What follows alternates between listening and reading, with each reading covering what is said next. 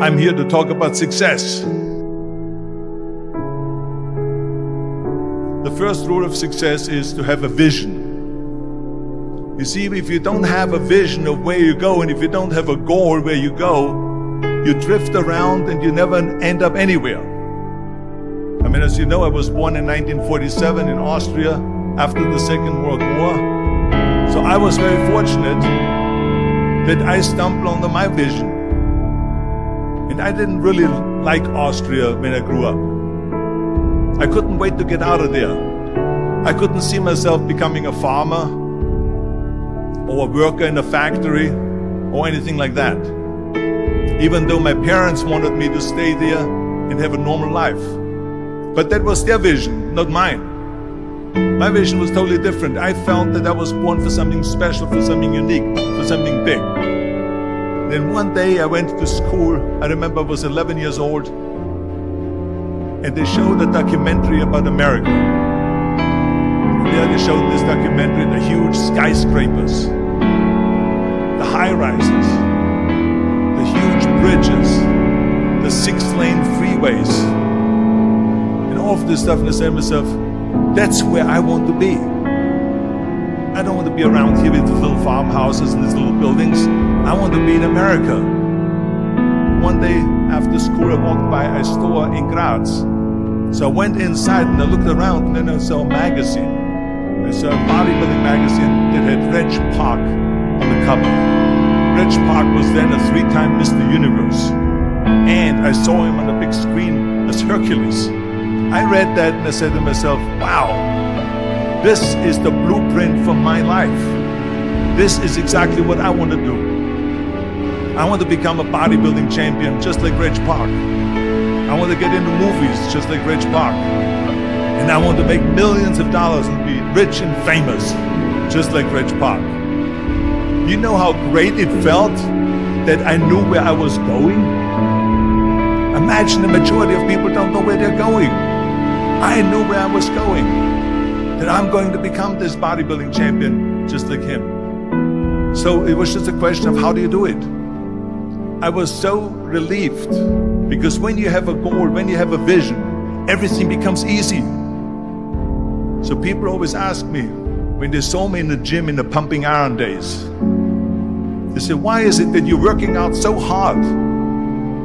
5 hours a day, 6 hours a day, and you have always a smile on your face. And I told people all the time, I said, because to me, I'm shooting for a goal. In front of me is the Mr. Universe title. So every rep that I do gets me closer to accomplishing that goal, to make this goal, this vision turn into reality. Every single set that I do, every repetition, every weight that I lift will get me a step closer to turn this goal into reality. So I couldn't wait to do another 500-pound squat. I couldn't wait to do another 500-pound bench press. I couldn't wait to do another 2,000 reps of sit-ups. I couldn't wait for the next exercise. At the age of 20, I went to London and I won the Mr. Universe contest as the youngest Mr. Universe ever. And it was because I had a goal. So let me tell you something, visualizing a goal and going after it makes it fun. You got to have a purpose no matter what you do in life. You got to have a purpose. 74% hate their job in America. Now, this is not much different when you come to Europe. The majority of people don't like what they're doing because they're really not doing it because they didn't have a goal and they followed this goal. They just aimlessly drift around, and then all of a sudden there's a job opening, so they get that job because you have to work. But then when you work, it's a chore. It's work. It's not fun. So if you think about, only a quarter of the people really enjoy what they're doing in life. That is unbelievable if you think about it. So I felt so blessed that I knew what I was doing. It's like a medical student that studies and knows he wants to become a doctor. You know where to go. And the same thing is also in politics. I remember that in politics, I had a very clear vision that I will be the leader of California. This is as far as I could go because I was not born in America, so I could not run for president. So being the governor of the 5th largest state, I should say the largest state, the 5th largest economy in the world, was for me really the ultimate title, the ultimate accomplishment in politics.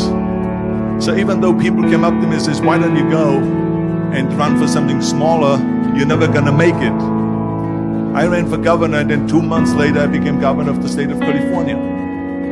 Again, because I had a very clear vision what I'm gonna do with California.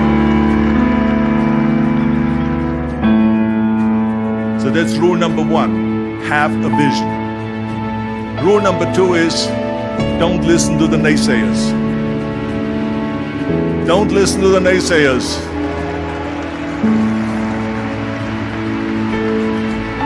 Everything I ever did, the thing that I heard out of people's mouth was, that's impossible. That can't be done. Or no. That is exactly what I heard, and of course I proved to the people that it can't be done. So whenever someone said to me, it can't be done, I heard, it can be done. When they said no, I heard yes. And when they said it's impossible, I heard it is possible. I'm a strong believer of what Nelson Mandela said, that everything is always impossible until someone does it. Well, I'm gonna be the one, I said to myself, I'm gonna do it and I'm gonna show it to them. Maybe it has never been done before. That's perfectly fine with me. But I'm gonna do it. And I did not listen to the naysayers. It's all about the hard work that you put in. I said to myself, in bodybuilding I worked out 5-6 hours a day. I'm gonna do the same thing now for acting. And of course I went to college to study English. I studied the accent removal, acting classes, and all of this stuff, all day long. I worked and I worked and I worked. And within a short period of time, I made one movie called Hercules in New York, which of course went right into the toilet. But it didn't discourage me. I still had the same vision. And then all of a sudden I did Streets of San Francisco. I did Stay Hungry and Pumping Iron and The Villain. And then all of a sudden I was asked by Dino De Laurentiis, by Universal Studio, to star in Conan the Barbarian. And after I did Conan the Barbarian, the director at the press conference said to the press, the director was John Milius, he said to the press, if we wouldn't have had Arnold, we would have had to build one. So think about that. The very body that they said can never be sold because the time is wrong. A few years later, I'm doing Conan the Barbarian, and it was the #1 hit at the box office when it came out in the summer of '82. Think about that. And the director says, if we wouldn't have had his body, we would have had to build one. So all of a sudden, my body became an asset, not a liability. And the same thing was with Terminator. After we were finished filming Terminator, Jim Cameron said to the press, if Arnold wouldn't have had that accent and talked like a machine, I think the movie wouldn't have worked. So think about that. The body and the accent that they attacked was an asset. But I didn't listen to those losers. I didn't listen to them at all. It's just the reality of it is that you cannot listen to the naysayers. So it's a very important lesson for all of you. So when someone says, no, this is a stupid idea, you in your mind, you don't have to say it, but in your mind just say this of you, you're an asshole. What do you know?